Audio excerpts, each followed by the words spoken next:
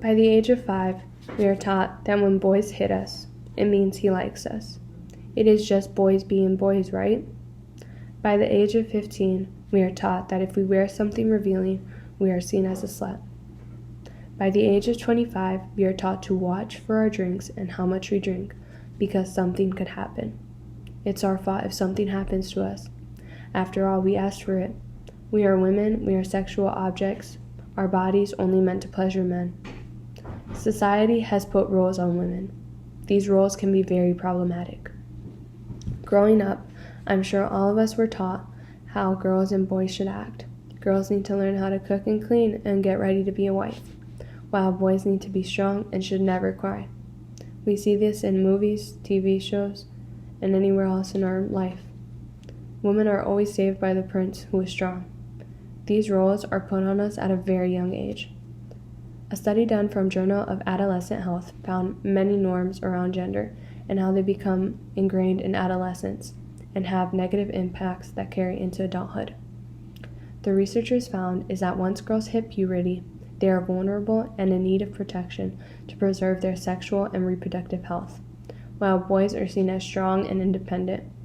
It's this idea that changes how the world sees both sexes and how it continues to treat them throughout their life. The consequences to this are huge. Women who conform to this suffer consequences like depression, leaving school early, and exposure to violence. These gender roles also tend to attack women. A researcher from CNN said women are told things such as, "Don't sit like that, don't wear that," and "boys will ruin your future," which just reinforce the gender division of power and promote sex segregation with the aim of preserving a girl's sexuality. As a girl, I was told this frequently myself. I was told I couldn't wear certain clothes because something could happen, or I'm a slut, or to watch out for my drink. Due to this idea of women, a lot of people tend to sexually objectify women if they aren't completely covered, and have this idea that those who aren't completely covered are easy or asking for it, which just promotes rape culture. You might be asking, what is rape culture? The definition used by Marshall's Women's Center defined rape culture as an environment in which sexual violence against women is normalized and excused in the media and popular culture. Rape culture is perpetrated through the use of misogynistic language and the objectification of women's body, which therefore creates a society that disregards women's rights and safety. Examples of rape culture would be blaming the victim, sexually explicit jokes, trivializing sexual assault like boys will be boys, and there are many more examples and how the gender roles promote this. A CDC study found that 1 in 5 women will have experienced completed or attempted rape during her lifetime. Yes, this statistic is quite disgusting, but what's even more disgusting is many of those rapists do not get any time or very little time. Although I'll only bring up one case, which many of those know of and are familiar with the name of Brock Turner. Brock sexually assaulted Chanel Miller. NPR stated that in 2015, Miller was attacked while unconscious after drinking too much at a fraternity party at Stanford University. 2 young men on bicycles rescued her. Her attacker tried to run away, but they chased him and held him down until the police arrived. A year later, Turner was tried on and convicted of 3 counts of sexual assault. Miller remembered little of what happened.